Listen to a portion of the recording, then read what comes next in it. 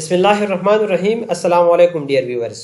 Material studio की playlist में आज हम लेक्चर नंबर 4 में डिस्कस करने जा रहे हैं कि किस तरह जब आप एक स्टेप के ज़रिए से ऑप्टिमाइजेशन करते हैं एक स्ट्रक्चर का, फिर फर्दर प्रॉपर्टीज़ कैलकुलेट करने के लिए आपने क्या करना होता है। और साथ में हम ये डिस्कस करेंगे पॉसिबल कौन कौन से प्रॉपर्टीज़ हैं के स्टेप के थ्रू वो हम फाइंड कर सकते हैं एक मटेरियल की। ये दो चीज़ें हम इस लेक्चर में हम डिस्कस करेंगे। तो यहाँ से शुरुआत करते हैं। मैंने पहले लेक्चर में भी डिस्कस किया था कि ये जो इंटरफेस है, इंटरफेस का ये वाला जो हिस्सा है, यहाँ पे आपको आपके जो प्रोजेक्ट है उसके हवाले से आपके डिटेल्स पड़े होते हैं। तो यहाँ पे मैंने एक प्रोजेक्ट बनाया हुआ है। ये हमारे पास एक पेरोस्काइट मटेरियल है, उसकी मैंने फोटो इलेक्ट्रॉनिक स्टडी करनी है। इस नेम से मैंने एक प्रोजेक्ट बनाया हुआ है। प्रोजेक्ट में मैंने स्टार्ट में किया था, ये देखें, ये हमारे पास वो इनपुट स्ट्रक्चर है जो मैंने दिया हुआ है, वो ज्योमेट्री है स्ट्रक्चर की जो मैंने प्रोवाइड की थी मटेरियल स्टूडियो को। मटेरियल स्टूडियो ने इस स्ट्रक्चर को उठाया है। फिर मैंने यहाँ से ये आइकन है क्या स्टेप का, यहाँ से कैलकुलेशन के ऊपर क्लिक किया था, फिर स्टेप्स दिए हैं। तो हमारे पास उसके बाद ये स्ट्रक्चर की ऑप्टिमाइजेशन हुई है।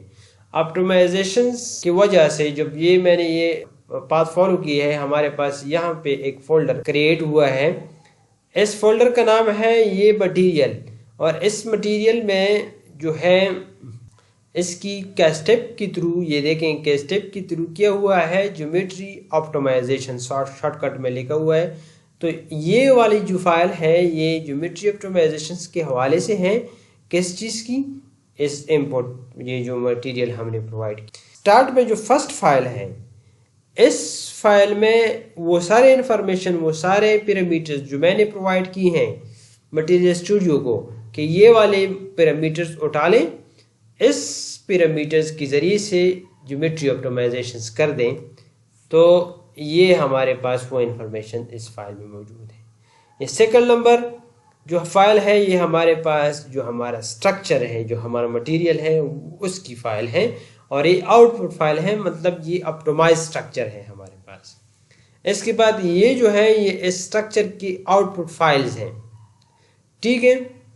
तो फर्दर आप जब कैलकुलेशंस करते हैं, फॉर एग्जांपल ये हम डिटेल में अब डिस्कस करेंगे कि एक प्रॉपर्टी आपने कैलकुलेट करनी है तो आपने ये वाली फाइल यूज़ करनी है। ये आउटपुट स्ट्रक्चर है, ऑप्टिमाइज स्ट्रक्चर है, इन अदर वर्ड हम इस तरह कह सकते हैं। ये वाली जो ग्रीन ये जो टाइप जो फाइल है, ये हमारे पास जब इसके ऊपर हम क्लिक करते हैं, देखें वो वाली इंटरफेस सामने आ जाती है कैस्टेप कैलकुलेशंस की जो हमने पैरामीटर्स यूज़ किए थे।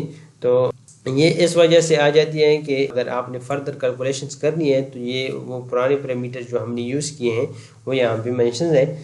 तो फर्दर कैलकुलेशंस के लिए वो सारे पैरामीटर पे फर्दर यूज़ होते हैं, तो इसलिए इसमें आसानी है। तो ये इस एक किस्म की इस फाइल का हिस्सा है कि अगर आपने इस आउटपुट स्ट्रक्चर को फर्दर यूज़ करना है तो ये इंटरफेस आप यूज़ कर सकते हैं, यहाँ से फर्दर कैलकुलेशंस कर सकते हैं कैस्टेप। तो उसके बाद ये हमारे पास ये जो फाइल है, इसका नाम जो है स्टेटस के हवाले से ये हमारे पास जो हमने ज्योमेट्री ऑप्टिमाइजेशन जो कैलकुलेशंस की हैं, इस कैलकुलेशन का स्टेटस के हवाले से ये हमें इंफॉर्मेशन प्रोवाइड करता है। तो ये हमारे पास इस कैलकुलेशन ने नंबर ऑफ इटरेशंस 5 ली हैं। उसके बाद इसने ये स्ट्रक्चर ऑप्टिमाइज हो चुका है ग्राउंड स्टेट। ऑप्टिमाइज का मतलब ये स्ट्रक्चर ग्राउंड स्टेट में आ चुका है, और ग्राउंड स्टेट की एनर्जी जो है ये हमारे पास ये वीडियो है जो हमारे पास मिनिमम रिक्वायर्ड एनर्जी है ऑफ द ऑप्टिमाइज स्ट्रक्चर, ठीक है। ये हमारे पास है एनर्जी के जो स्टेप्स हैं, ऑप्टिमाइजेशन स्टेप्स एनर्जी के जो है वो इस फाइल में मौजूद है। ये हमारे पास कन्वर्जेंस जो स्टेप्स हैं वो ये इस फाइल में मौजूद हैं। साथ में ये हमारे पास सारे के सारे ऑप्टिमाइजेशन में जो जितनी भी इंफॉर्मेशन के स्टेप कैलकुलेट कर सकते हैं वो सारे के सारे इसमें मौजूद है, ठीक है।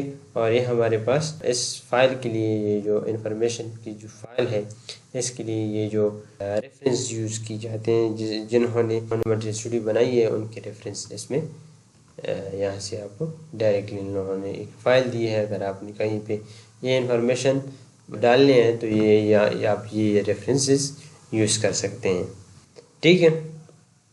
अच्छा, तो हमारा जो मेन टास्क था वो ये था कि किस तरह हम फर्दर कैलकुलेशंस कर सकते हैं ऑप्टिमाइजेशन के बाद। आपने फर्दर कैलकुलेशन के लिए ये जो आउटपुट स्ट्रक्चर है इसको ओपन करना है, फिर जाके आपने कैलकुलेशन स्टेप्स ओपन करने हैं। तो फॉर एग्जांपल हमने प्रॉपर्टीज़ कैलकुलेट करनी है फर्दर स्ट्रक्चर की, तो आपने सबसे पहले जो सेटअप में टास्क है इस टास्क को चेंज करना है किस चीज़ में, प्रॉपर्टी में, अगर आपने प्रॉपर्टी फाइंड करनी है। अच्छा, ये हमारे पास यहाँ से आपने ये चेंज करना है। फर्दर आपने अगर इन्हीं फंक्शन से आपने प्रॉपर्टीज़ कैलकुलेट करनी है तो ये सारी चीज़ें आपने इसी तरह छोड़ देनी है। फिर जाके आपने इलेक्ट्रॉनिक्स में भी कोई चीज़ चेंज नहीं करनी, क्योंकि हमने जिन पैरामीटर से ऑप्टिमाइजेशन की है उसी पैरामीटर से हमने इसकी फर्दर प्रॉपर्टी देखनी है। तो आपने जाके प्रॉपर्टी ऑप्शंस पे क्लिक करना है और वहाँ पे आपने ये जो प्रॉपर्टी आपने फाइंड करनी है वो वहाँ से सेलेक्ट करनी है। इस तरह के हमारे पास बैंड स्ट्रक्चर हम कैलकुलेट कर सकते हैं। अगर आपने बैंड स्ट्रक्चर कैलकुलेट करना है तो यहाँ से आपने बैंड स्ट्रक्चर को चेक करना है, ठीक है।